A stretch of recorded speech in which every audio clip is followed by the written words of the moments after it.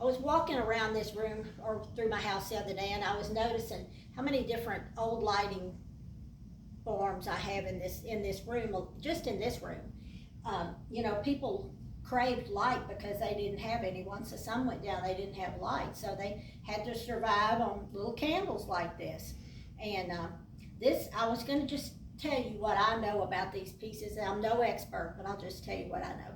This is called a court candle, and legend or story is that when the suitors came to be with the daughter, the daddy would take a candle and put it in the so-called court candle, and when it got down to here, he had to leave. That was as long as time he had with his daughter. So, and you could hang them, and you can tell this one, this is all my things that I'm going to show you are old.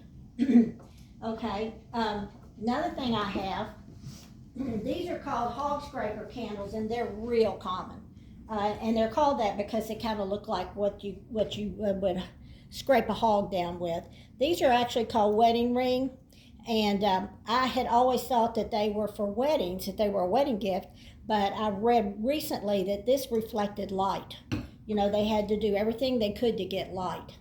Here's just a regular pewter. This is a real heavy one. It's kind of wobbly. This is a pewter candlestick, and you have this space in here for the wax to go to. Of course, at Christmas, I put cranberries in there.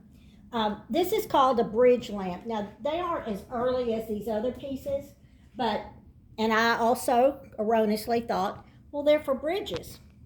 They're not. They're just used for lighting.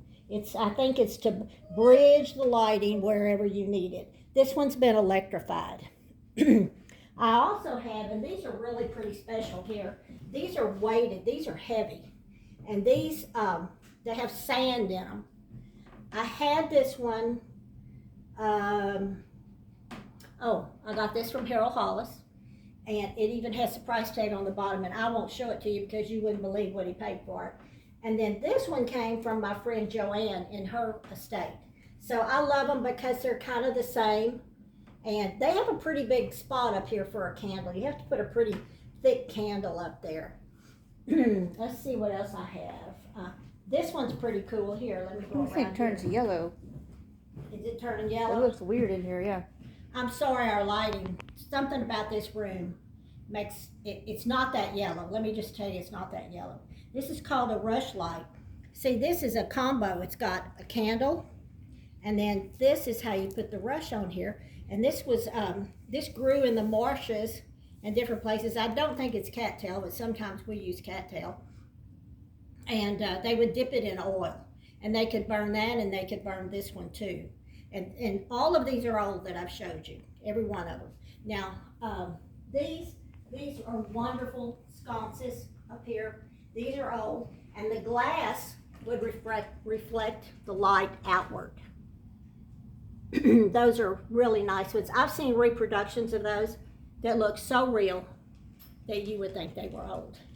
And then, of course, I had chandeliers. Obviously, that one's not old. That one is electrified.